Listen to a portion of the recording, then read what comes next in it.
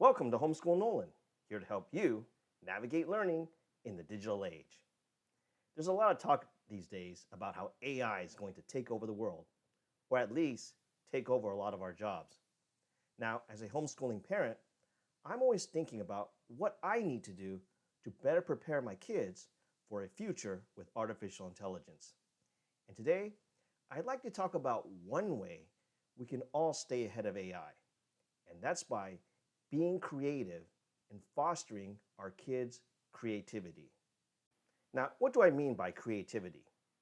A quick Google query gave me this definition of creativity. Creativity is, quote, the ability to come up with new and original ideas, works, or solutions to problems. Now, the key word for me in this definition is the word original. Creative people come up with original ideas, solutions, or works of art that haven't been thought of before. When I think of the greatest creative talents in history, I think of people like Thomas Edison, Steve Jobs, and Taylor Swift. Now, up until now, being creative wasn't necessary for most of us to have successful, fulfilling careers. That's because most jobs, whether you were a farmer, a mechanic, an accountant, or software engineer, require you to do tasks that were somewhat repetitive and had been done many times before. You probably either went to school or trade school to learn how to do these tasks. But now, artificial intelligence threatens to take over any job that relies on performing tasks that humans have done before. That's because AI, as most of us know it, relies on machine learning. AI systems are trained and to learn from vast amounts of data generated by humans. This means that AI can theoretically learn and figure out how to do tasks that humans have done before.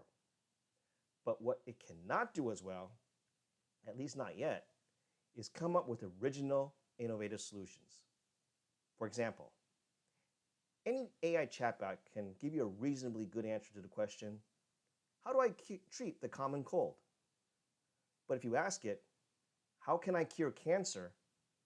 AI will not be able to answer this because humans haven't found the cure for cancer and hence haven't generated any data for AI to train on.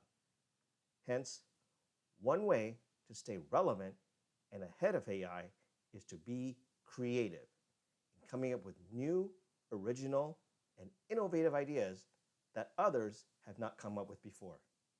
Of course, being creative is easier said than done, which leads to the next question. Where does creativity come from?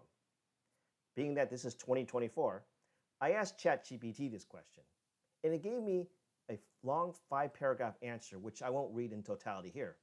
But in summary, here's what it said. Creativity is, quote, a multifaceted phenomenon influenced by various factors, including biological, psychological, and social elements. Now, as a homeschooling parent looking for practical solutions, I can't say that this AI-generated answer was completely satisfying. But as I thought back to times in my own life when I felt I was the most creative, whether it was writing a college essay, solving a problem at work, or creating a YouTube channel, one common pattern I noticed is that the creative ideas I came up with usually sprung from times when I was bored. Yes, bored. Or should I say, my own creativity came from times when I was not busy and distracted, and I had time to be alone with my thoughts to think and reflect deeply.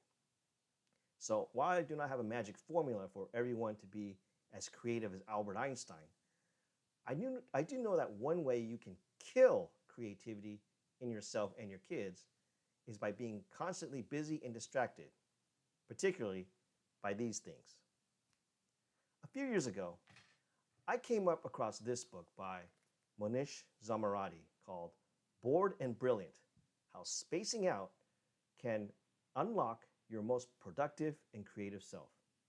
Now, as you can probably tell by the title, it argues that boredom can be an important precursor for brilliance and, yes, creativity. Now, what I like about the book is that the author grounds what I felt in my own experience with real neuroscience.